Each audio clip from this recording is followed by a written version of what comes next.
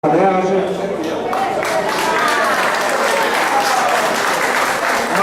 Gabriel, presidente da África.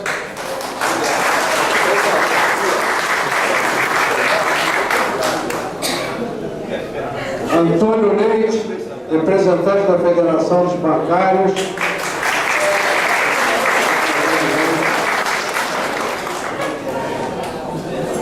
Registrar a presença dos membros da direção da Banerj que estão aqui neste momento presentes, o Expedito, o Matheus, a Glorinha, Josélia, Cícero Lemos, os outros eu não estou conseguindo visualizar, representantes da direção do Sindicato dos Bancários, CEB Rio, à minha esquerda, o meu amigo Ronald Carvalhosa, a Vera Luiza, o Verton. A gente tem uma pauta longa, temos duas presenças também ilustres aqui conosco, que muito nos honram, que são os novos deputados Gilberto Palmares e Paulo Ramos, de imediato até que cheguem aqui.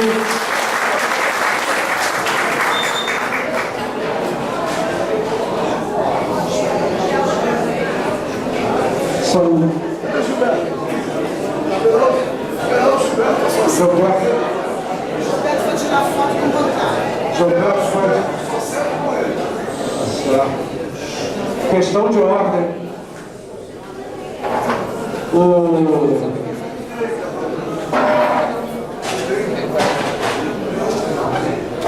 O nosso encontro de hoje, a gente vai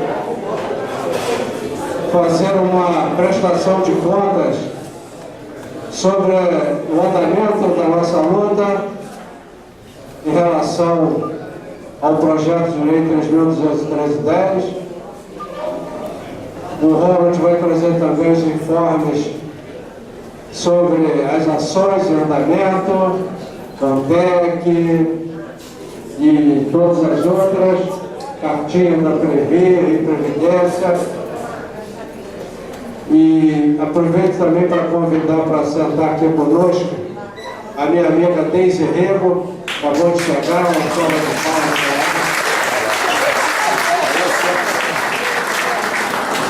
A nossa pantera cor-de-rosa. Leite, por favor. Pantera cor-de-rosa. E que pantera.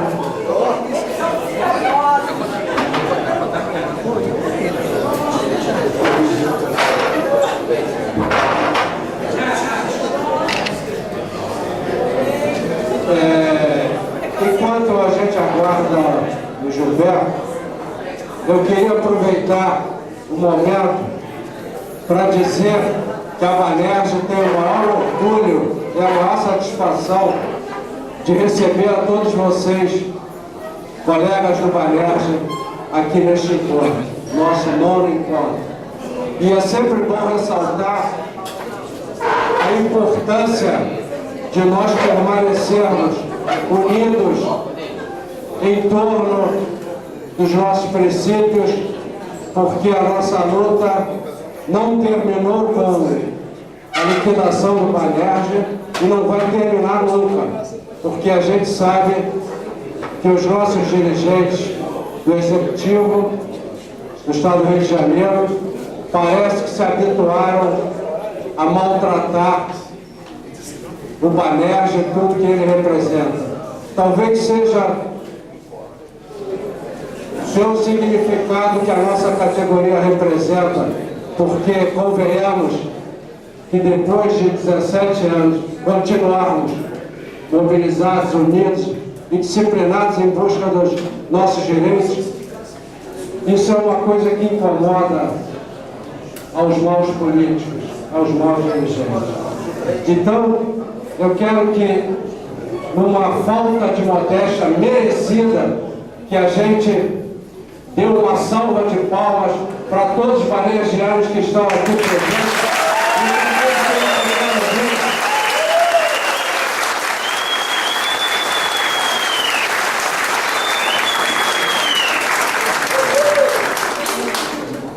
E dizendo também que a Banerj, por ser brasileira, não foge à luta. E vocês podem contar com a gente sempre, sempre, em qualquer situação. E quando estiverem querendo se reunir num momento mais festivo do que esse, por exemplo, um baile de aniversário com o Benito de Paula, venham para a Banerj, dia 30 de agosto. Se quiserem comemorar o Dia dos Pais, sem atropelos e filas no restaurante, com um maravilhoso show de música popular com a banda Johnny X, venham para a Banerj também. Todos são bem-vindos sempre. Muito obrigado pela presença mais uma vez. E eu quero também, falando de festa, registrar e desejar felicidade, vida longa, para que ele continue lutando, não só pela nossa classe, mas lutando pela toda a classe trabalhadora, pelos estudantes e pela população do Rio de Janeiro. O nosso aniversariante do dia 29 de junho, Gilberto Palmares, um parabéns para ele na palma de palmas.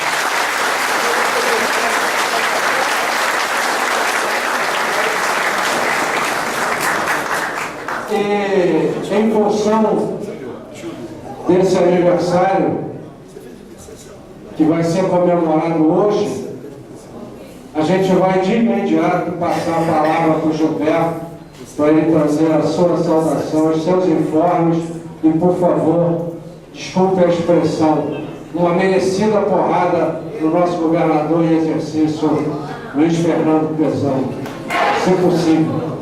Obrigado.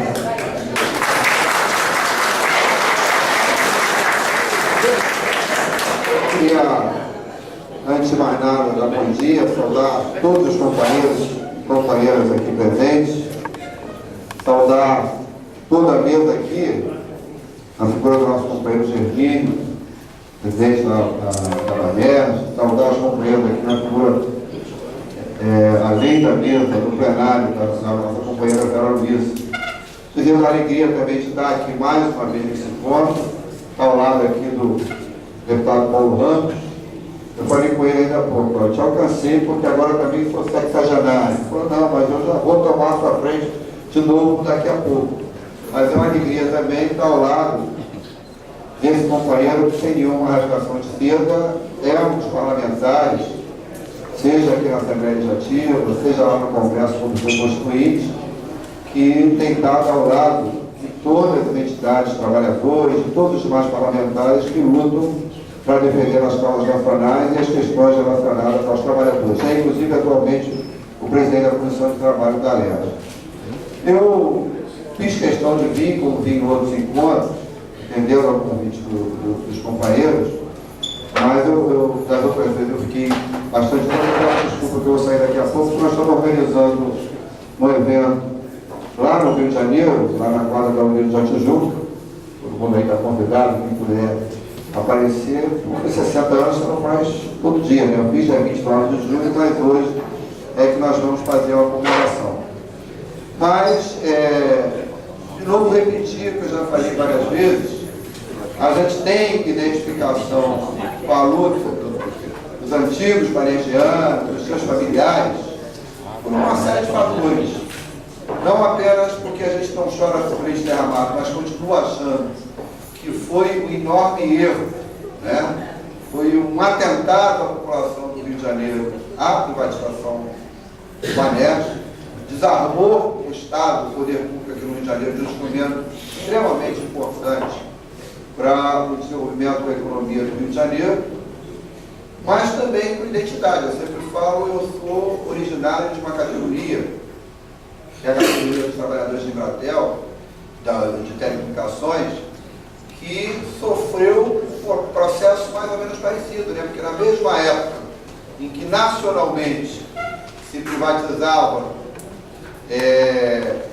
a Embratel, a Telerge e uma série de outras empresas extremamente importante do ponto de vista nacional, aqui no Rio de Janeiro se privatizaram a Companhia Estadual do Gás, a Coners, uma série de outras empresas, e o Vanessa, aliás, eu ganhei um presente de aniversário, que eu me lembro que a privatização do setor de telecomunicações ocorreu exatamente no dia 29 de julho de 1998. Nós comemoramos na rua, tomando pancada da polícia, que transformou a antiga Bolsa de Valores numa verdadeira praça de guerra.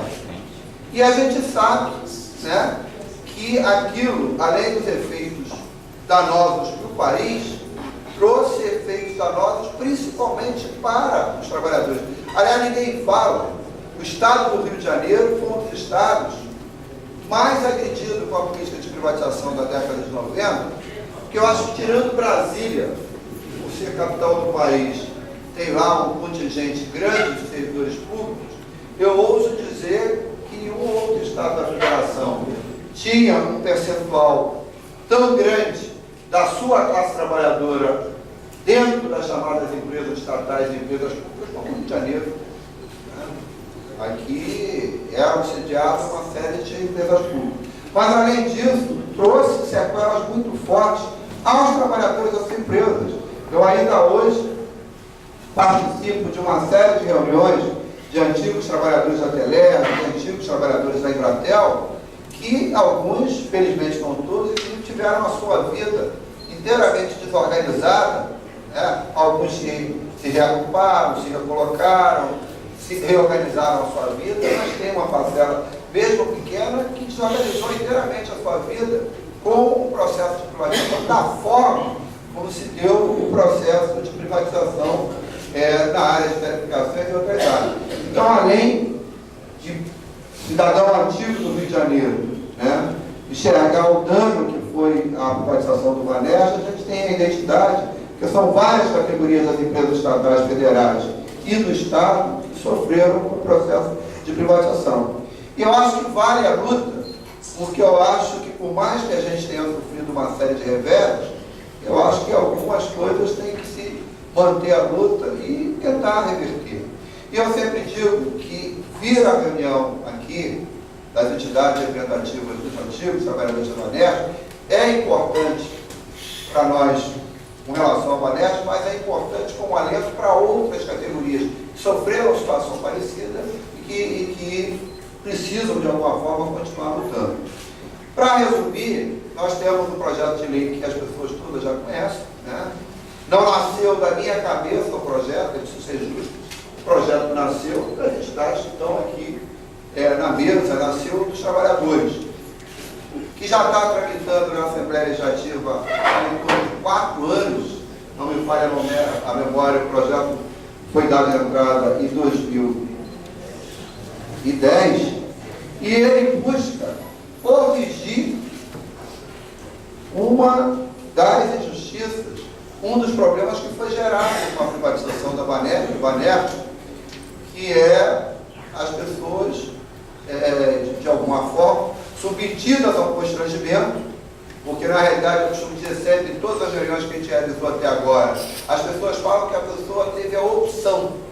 Opção é quando você pode escolher livremente, sem nenhum tipo de constrangimento, entre um caminho ou outro. Quando você é obrigado a adotar um determinado caminho, fruto de uma conjuntura, de um quadro extremamente adverso, fruto de um quadro de constrangimento, que foi a situação que ocorreu com relação aos trabalhadores e trabalhadoras domésticas, você não pode chamar isso de opção. Você pode dizer que foi uma certa imposição, um certo constrangimento. Então, além de uma série de outros prejuízos, uma coisa que é importante para uma parcela significativa dos trabalhadores brasileiros, que é você, ao se aposentar, além da questão da previdência pública, do INSS, você ter alguma cobertura do fundo de pensão, no caso a nossa da Embratel e a Telos, você acabou negando esse direito ao conjunto de trabalhadores. Então nós estamos tentando, né, lá na Assembleia Legislativa, sempre em sintonia com as entidades representativas do pessoal do Vanessa, aprovar uma lei, que já é de conhecimento de todos, para tentar corrigir essa questão. Nós, junto com o sindicato, junto com a Banerj, junto com outras entidades, realizamos uma série de reuniões com autoridades importantes do Rio de Janeiro, realizamos reuniões no interior da Assembleia Legislativa. Aliás, é bom lembrar que a gente tem utilizado, eu costumo dizer que na Assembleia Legislativa não adianta. O projeto pode ser, eventualmente, de minha autoria, de minha iniciativa, ou de autoria de iniciativa do deputado Paulo Ramos, você não aprova nada se você não conseguir sensibilizar e convencer deputados e deputadas de outros partidos e coisa e tal, porque lá, em última instância, passa pelas comissões e é votado no plenário. E a gente tem sempre adotado a tese de procurar agregar outros parlamentares da casa, possibilitando que eles tenham coautoria do projeto. Para alguns isso não é necessário, as pessoas identificam a importância do projeto e já o apoiam. Para outros, ter a coautoria significa que ele possa ter um empenho maior. Esse projeto tem coautoria com o deputado Edson Albertassi, e tem um outro deputado que passou também a ser coautor, ele não está na Assembleia nesse momento, mas ele teve um período que é o deputado Nelson Gonçalves. E a gente tem dito, o deputado Armando José também manifestou interesse de ser coautor, a gente o incentivou a ser, porque eu acho que quanto maior for o número de deputados, quanto mais diversos forem os partidos desses deputados, eu acho que dá a ideia de uma questão mais ampla, aumenta a possibilidade de apoio, né?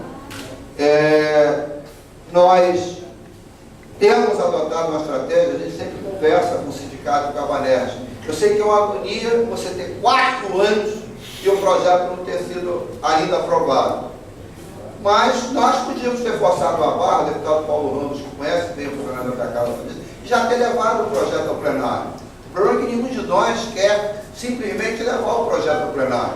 É um projeto difícil, uma resistência muito grande, a gente quer levar ao plenário, quer que ele seja aprovado e quer que ele não sofra veto de parte do governador. Então essa demora no sentido, inclusive, de tentando costurar, discutir com um, discutir com o outro, para quando ele for a plenário, efetivamente, ele ser aprovado e você ter uma perspectiva de sanção. A gente já relatou, eu acho, aqui em uma outra ocasião, que a gente tem procurado o governo do Estado, a gente teve na ocasião reunido, depois, inclusive, eu não lembro se foi exatamente, não foi na época da manifestação, foi antes e depois. A gente teve reunido com então o governador Sérgio Cabral, levou lá o projeto, saiu assim moderadamente animado, porque ele falou, não, eu não achei que é isso, eu achei que onerava. A gente provou que o projeto, pelo menos na primeira hora, não onera, está? Coisa nenhuma, já que o projeto propõe que as pessoas que quiserem recuperar o seu direito ao Previr Banerj façam o ressarcimento com correção daquilo que receberam de volta. Aliás, é sempre bom lembrar, nesse debate, que as pessoas não receberam tudo a que teriam direito. Em qualquer fundo de pensão, você tem a parte que os trabalhadores aportam e tem a parte que o patrocinador aporta. E recebemos um terço. Mas eu digo, e da parte do patrocinador, está lá. Entendeu? Então, quando você faz um cálculo atuarial, quando supostamente negociou com o governo federal, lá a conta A, negociar da conta A, você considerou o conjunto das pessoas e essa questão não foi sacada. Então nós tivemos reunido com o governador, saímos assim, pelo menos eu acho que depois é importante ficar avaliando a questão, saímos sempre na relação com algumas autoridades, o máximo que a gente realiza é sair moderadamente animado, que às vezes é como um iceberg, o cara não fala tudo, fala um pedaço e esconde o restante.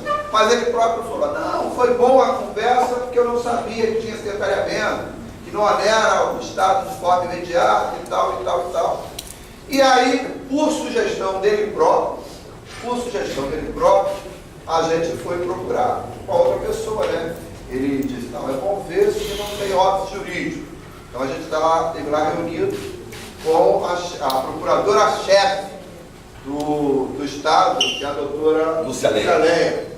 Conversamos longamente com ela nem estava sozinho, chamou um outro procurador, certamente mais afinado com a discussão de previdência complementar e tal. E o primeiro possível pretexto de um governo para vetar um projeto desse tipo, se eles mantiverem coerência com o que disse a procuradora Natália, está derrubado. Porque a gente, olha, do ponto de vista jurídico, do ponto de vista econômico, eu não vou opinar, do ponto de vista político, eu não vou opinar, mas do ponto de vista estritamente jurídico, não há impedimento nenhum para o Estado se essa lei vier a ser aprovada. Então, a mais alta autoridade da Procuradoria do Estado, assessorada por um outro procurador, que certamente tem acúmulo na questão de natureza complementar, colocou essa questão. Nós tivemos mais recentemente, no meu entendimento, até uma coisa necessária, que nós não estamos discutindo o Rio Previdência. Mas como foi criado o Rio Previdência, supostamente as pessoas do Rio Previdência que têm maior conhecimento da área previdenciária, tivemos lá conversando, já tínhamos conversado informalmente em uma outra ocasião, tivemos formalmente agora conversando com algumas pessoas da área da Previdência. Tem sempre uma pergunta que as pessoas fazem, que aliás é uma coisa ruim. Normalmente, se eu pergunto alguma coisa a alguém, é porque eu acho que a informação é importante e aquela pessoa tem informação. Eles sempre fazem uma pergunta para a gente que, na realidade, o Estado é que tem mais condições de responder. Eles perguntam qual é o impacto. Aí você diz, depende. O impacto depende do número de pessoas que vierem aderir, e o número de pessoas que vierem aderir depende da situação de controle do projeto.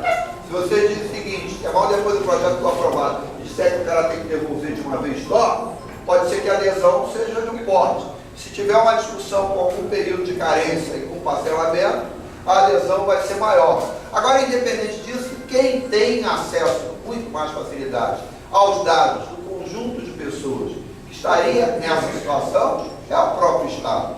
Então, eu acho que, eu estou falando aqui por mim, às vezes eu cito o sindicato, mas o sindicato e a Manerja podem eventualmente ter tido uma leitura diferente. Tem sentido a cautela sempre necessária de dizer que na nossa leitura, no nosso entendimento, na nossa sensibilidade, não tem nenhum grande impacto. Agora, concretamente, se quiser fazer essa discussão com o mínimo de seriedade para fazer uma negociação, quem tem condições efetivas de colocar a informação, fazer algumas simulações, é o próprio governo do Estado.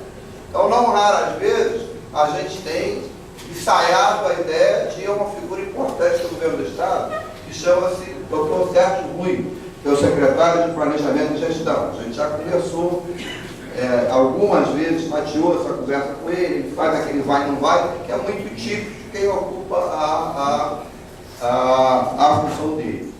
Na Assembleia, eu pedi até que o Marcelo viesse, ele me corrige se a minha informação não estiver precisa, que o Marcelo é o companheiro que tem tido um papel importante como assessor legislativo a nosso. As principais comissões já se passou pelo crivo delas, né? Me corrija, Marcelo, se eu estiver errado, faltam apenas duas comissões, que é a de servidores públicos e a de trabalho, né? A de servidores públicos teve um pequeno senão, né? Às vezes a estratégia que a gente utiliza ajuda no sentido, mas não ajuda todos. Presidia a comissão o deputado Nelson Gonçalves, que era suplente, mas estava no exercício do mandato. Ele se interessou em ser autor do projeto, se tornou autor, né? Escreveu lá, a gente concordou. Ocorre que aí teve uma pequena dificuldade técnica. Ele, como autor, não podia ser relator. E ele acabou fazendo o relato e depois a gente pôde mudar o relator, mas nesse ínterim, como ele era suplente, mudou a composição e ele saiu.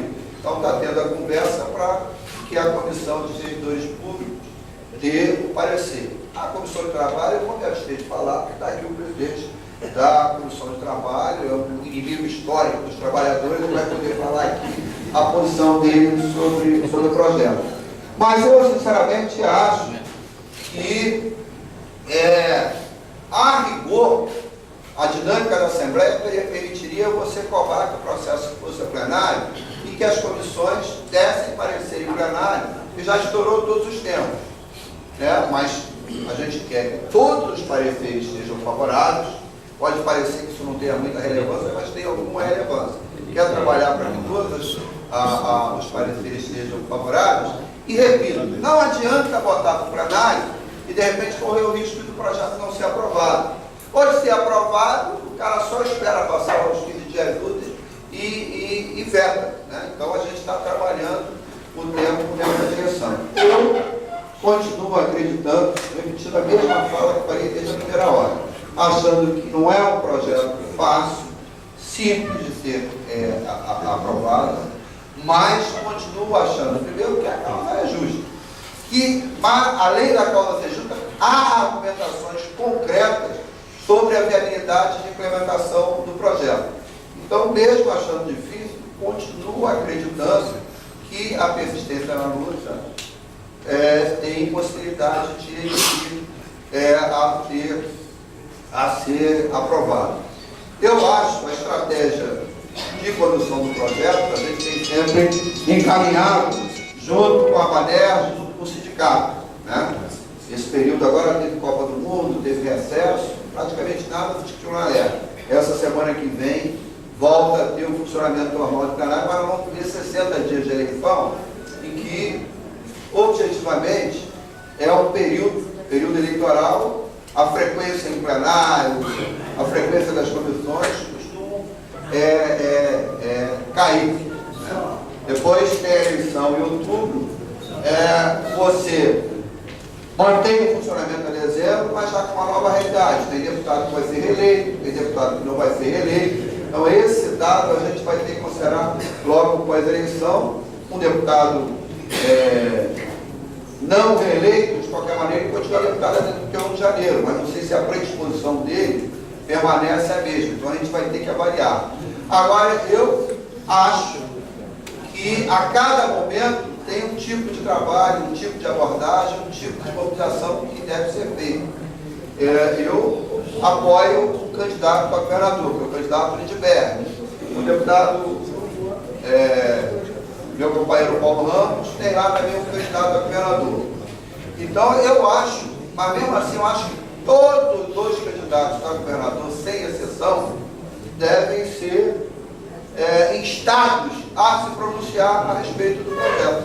Principalmente o governador em exercício, que está disputando a eleição, que é o que tem acúmulo maior sobre o projeto. Nós não conseguimos ainda conversar formalmente com ele. Eu já falei com ele da necessidade de uma reunião, acho que o sindicato também já falou. Ele disse que não se negaria a nos receber.